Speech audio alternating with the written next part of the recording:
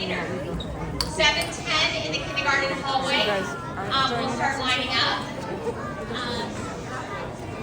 And the most important thing right now is that we're going to see 4 amazing and talented groups of students. Actually, I have one more thing to say. Through graceful movements and melody, this performance celebrates the simple but beautiful